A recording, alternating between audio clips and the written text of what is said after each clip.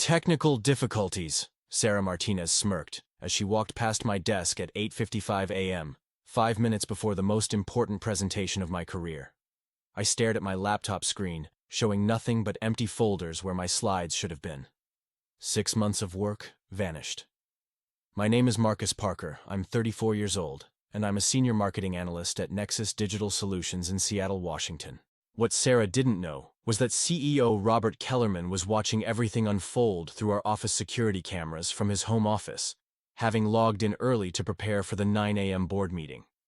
And what she definitely didn't know was that I had been documenting her sabotage attempts for months. I just nodded calmly and said, "These things happen." Sarah's smile widened as she adjusted her blazer and gathered her own presentation materials. In 30 minutes, she would be pitching my ideas to secure the promotion we'd both been competing for. At least that's what she thought. The conference room was already filling with executives when I walked in empty-handed. Sarah shot me a look of mock sympathy as she connected her laptop to the projector. "So sorry about Marcus's technical issues," she announced to the room. "Fortunately, I've prepared some additional materials that might help fill the gap." What happened next would become legendary in our office, though Sarah wouldn't be around to hear about it. I'd been with Nexus Digital for 7 years, working my way up from junior analyst to senior marketing specialist. The company handled digital transformation for mid-sized businesses across the Pacific Northwest, and I'd built a reputation for turning around struggling accounts through innovative campaign strategies. Sarah had joined 18 months ago with an impressive resume from a New York agency, but I'd noticed discrepancies in her work almost immediately. We first crossed paths when I was assigned to mentor her on the Morrison Industries account. Sarah was bright, articulate, and had a way of presenting ideas that made executives pay attention. But she also had a habit of improving other people's concepts and presenting them as her own innovations. Small things at first, adding her name to reports she'd barely contributed to, taking credit for client insights I'd developed, claiming responsibility for campaign results when she'd only handled implementation. I didn't confront her directly. That's not my style. Instead, I started documenting everything. Every email, every meeting note, every contribution tracked and time-stamped. My father had been a forensic accountant before he retired, and he'd taught me that the truth always leaves a paper trail if you're patient enough to follow it. The Morrison Industries project was Sarah's first real test. The client was hemorrhaging customers due to outdated marketing approaches, and their CEO, Janet Morrison, had given us 12 weeks to turn things around, or they'd find a new agency. I spent 2 months analyzing their customer data, identifying demographic shifts, and developing a comprehensive rebranding strategy. Sarah was supposed to handle the creative execution while I focused on strategy and analytics. But during our weekly check-ins, she kept pushing back on my recommendations, suggesting we needed fresher thinking and more dynamic approaches. She started scheduling separate meetings with Janet Morrison, positioning herself as the creative visionary while subtly undermining my strategic foundation. The campaign launched in September and exceeded all projections within 6 weeks. Customer engagement increased by 247%, new client acquisition rose by 89%, and Morrison Industries saw their first profitable quarter in 18 months. At the celebration dinner, Sarah made a toast thanking everyone for supporting her vision for the rebranding. Janet Morrison specifically praised Sarah's innovative strategic thinking, the exact phrase I'd used in my original proposal. I simply raised my glass and smiled. But that night, I created a secure folder on my personal drive containing every document that proved the Morrison strategy was mine. Screenshots of my original proposals, email timestamps showing when I'd sent concepts to Sarah, even security badge records showing I'd worked late developing the customer analysis while Sarah was at industry networking events. The promotion opportunity came up in January. Director of Strategic Marketing, reporting directly to the executive team, overseeing all major accounts. Both Sarah and I were shortlisted, along with David Kim from our Portland office. The final decision would be based on a presentation to the board demonstrating our strategic vision for Nexus Digital's expansion into the healthcare sector. I spent 6 months preparing. Healthcare marketing was highly regulated, requiring deep understanding of HIPAA compliance, patient privacy laws, and medical industry dynamics. I reached out to contacts at medical device companies, interviewed healthcare administrators, and even took a continuing education course on healthcare marketing ethics. My presentation was comprehensive, a 47-slide deck covering market analysis, regulatory considerations, competitive positioning, and a 3-year implementation timeline. I'd identified 12 specific healthcare systems in Washington and Oregon that matched our ideal client profile, complete with decision-maker contacts and preliminary outreach strategies. Sarah, meanwhile, seemed to be taking a different approach. She was networking, aggressively attending every industry event, making sure executives saw her as the face of our team's successes. She also started asking me increasingly specific questions about my healthcare research, always with some plausible reason for needing the information. "Marcus, do you have those HIPAA compliance notes handy?" she'd ask. "I'm helping David Kim with a client question. Can you send me that list of healthcare decision-makers you compiled? I need to verify some contact information for the Morrison follow-up. What was that study you mentioned about patient acquisition costs? I want to reference it in my quarterly report." Each time, I'd share what she requested, but I also made sure to document exactly what information I'd provided and when. My father's voice echoed in my head: "Trust, but verify, and always keep receipts." 3 weeks before the presentation, I noticed Sarah working late more frequently. She'd arrive early and stay past 7 p.m., often at her desk when I left for the day. I found it curious since Sarah had always been strictly a 9-to-5 employee, often commenting that work-life balance was essential for creativity. 2 weeks before the presentation, I discovered she'd somehow gained access to my project folder on our shared server. The access log showed her user ID browsing my files at 11:30 p.m. on a Tuesday night. When I checked the next morning, nothing was missing, but file timestamps showed recent activity on documents she had no legitimate reason to view. I didn't change my passwords or restrict access. Instead, I moved all my critical files to a secure personal folder and replaced the originals with decoy versions. Similar content, but with subtle errors and missing key insights. If Sarah was planning to steal my work, she'd be stealing the wrong version. 1 week before the presentation, I implemented what my father would have called defensive documentation. I installed a small recording device in my desk drawer, positioned to capture anyone working at my computer when I wasn't there. I also began saving all work exclusively to an encrypted external drive that I kept with me at all times. The night before the presentation, I stayed late to do final practice runs. Sarah was also working late, which I found interesting since she'd mentioned earlier that her presentation was ready to go.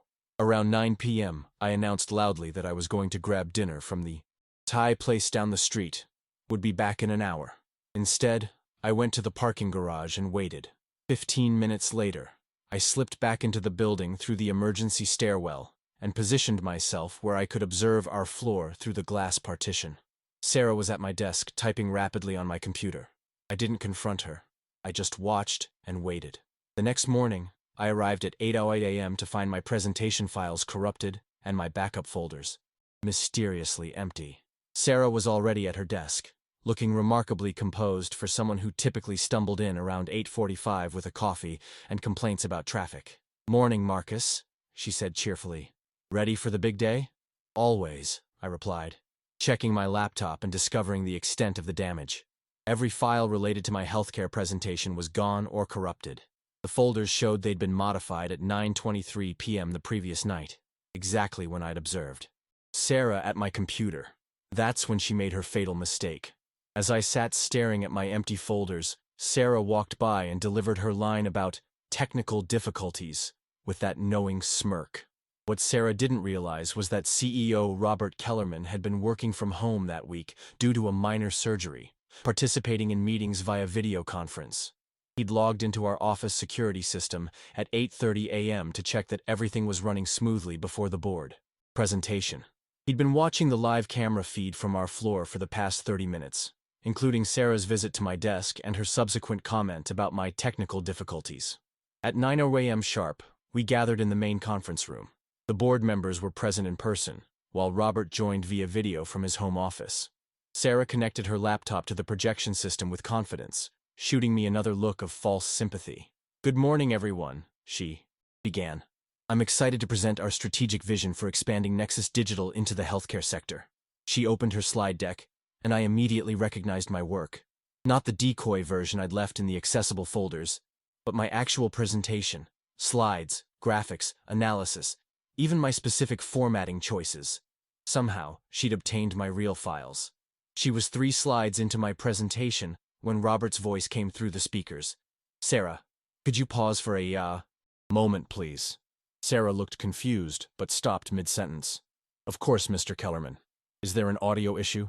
No audio issue, Robert said calmly. But I'm curious about something.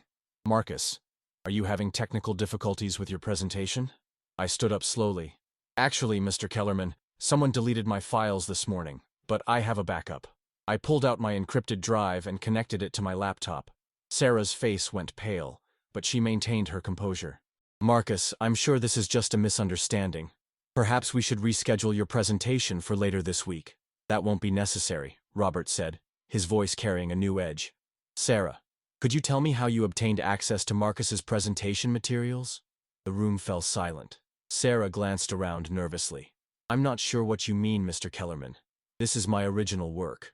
Interesting, Robert replied. Because I've been watching our security cameras this morning, and I observed you at Marcus's computer around 9:20 p.m. last night. I also have the access logs showing you browsing his files without authorization. I pulled up my real presentation on my laptop and connected it to the secondary display. Side by side, the slides were identical. Same content, same graphics, same analysis. Even the typo I'd left in slide 23 as a watermark. There seems to be some confusion, I said calmly. These appear to be the same presentation. Sarah started to speak, but Robert cut her off. Security is pulling the access logs now. Sarah, you'll need to come to my office immediately after this meeting. Marcus, please proceed with your presentation. I spent the next 45 minutes walking the board through my healthcare expansion strategy. The presentation went flawlessly. I knew every detail, every source, every projection because I'd developed it all myself. I explained the regulatory landscape, identified target markets, and outlined implementation timelines. Board members asked detailed questions that I answered with confidence and specific examples. Sarah sat frozen throughout the entire presentation, knowing that her theft had been exposed in the most public way possible. When I finished, the board erupted in questions and praise. Janet Morrison, who was attending as a client reference, specifically commented on the strategic depth and innovative thinking. This is exactly the kind of analysis that turned our business around, she said. Marcus has a gift for seeing opportunities that others miss. As the meeting concluded, Robert's voice came through the speakers one final time. Sarah, please see me in my office in 5 minutes. Bring your laptop and any materials related to this presentation. Sarah gathered her things with shaking hands and left without making eye contact with anyone. I stayed behind to answer additional questions from board members. David Kim, my competitor, from Portland, shook my hand and said, "That was masterful. I'm withdrawing my application. You clearly deserve this promotion." 20 minutes later, my phone buzzed with a text from Robert. "Can you come to my office? Bring any documentation you have about this situation."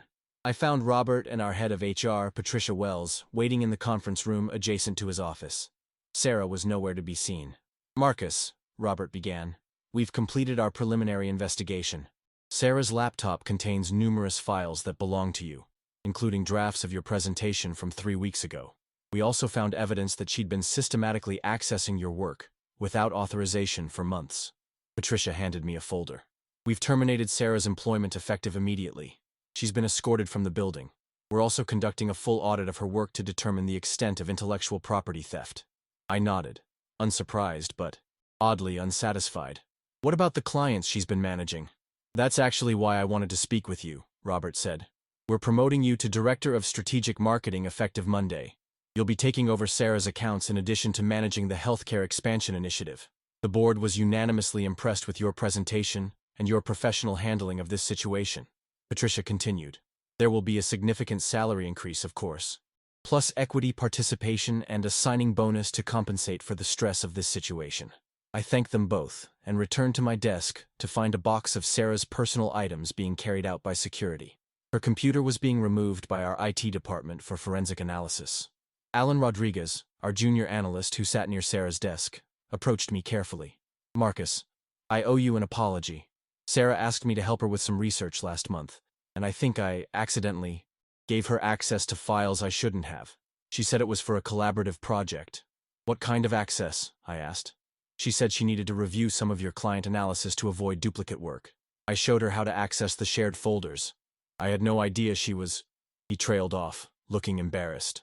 "Alan," I said gently, "Sarah manipulated you. That's what she does.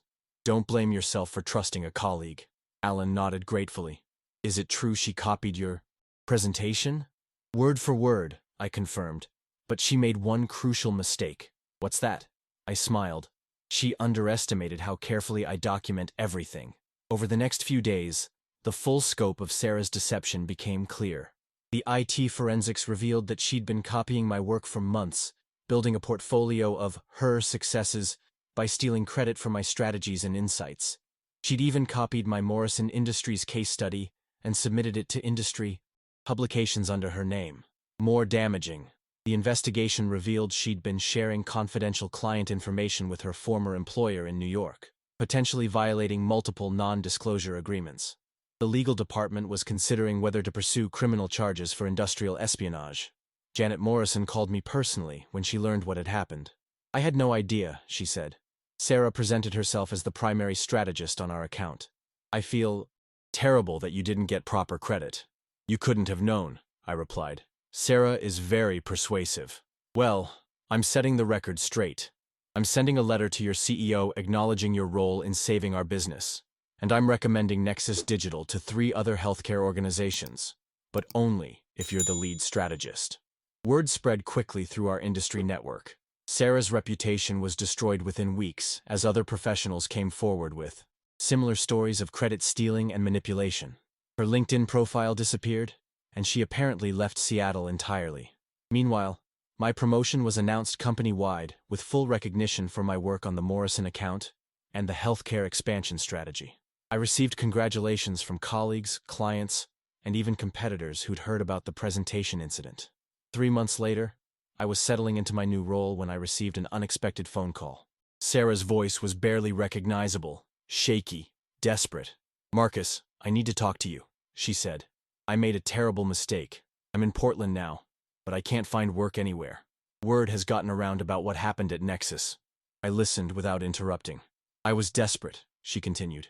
The New York agency I came from went under 6 months after I left.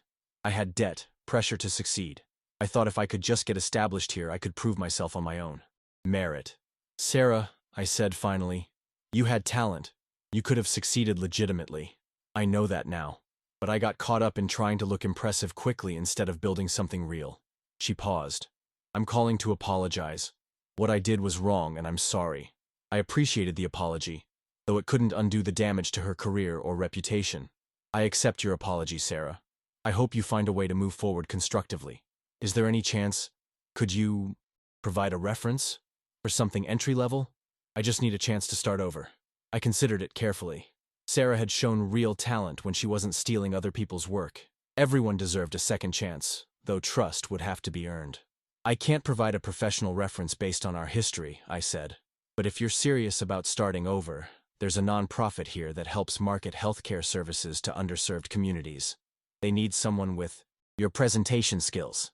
The pay is low, but it's honest work where you could rebuild your reputation. She thanked me tearfully and hung up. I never learned whether she took my suggestion, but I hoped she did. 6 months after the presentation incident, I was invited to speak at the Pacific Northwest Marketing Conference about ethical leadership in competitive environments. The conference organizer specifically requested that I address the importance of original work and collaborative integrity. During my presentation, I shared the story of the deleted files and stolen presentation, though I didn't name Sarah directly. The audience, mostly marketing professionals and business students, listened intently as I explained how documentation, patience, and professional integrity had protected both my work and my reputation. The temptation to take shortcuts is always present in competitive fields, I told them.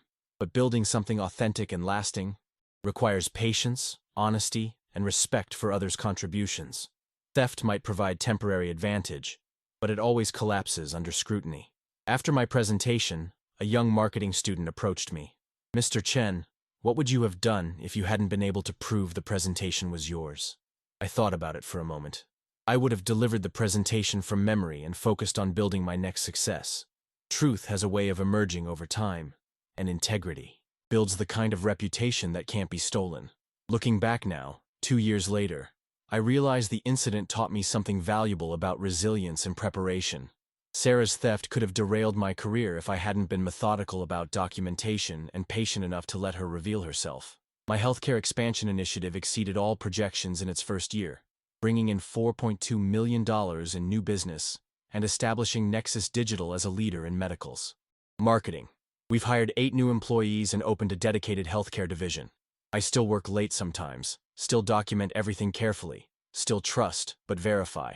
But I also sleep well knowing that everything I've achieved belongs to me, built through honest effort and authentic relationships. The director role has evolved into something even better. Last month, Robert offered me a partnership track and equity stake in the company. You've proven that success built on integrity lasts longer than success built on shortcuts, he said. Sometimes I wonder if Sarah ever found her way back to honest work. I hope she did. Everyone deserves the chance to build something real, something they can be genuinely proud of. As for me, I learned that the best revenge isn't getting even.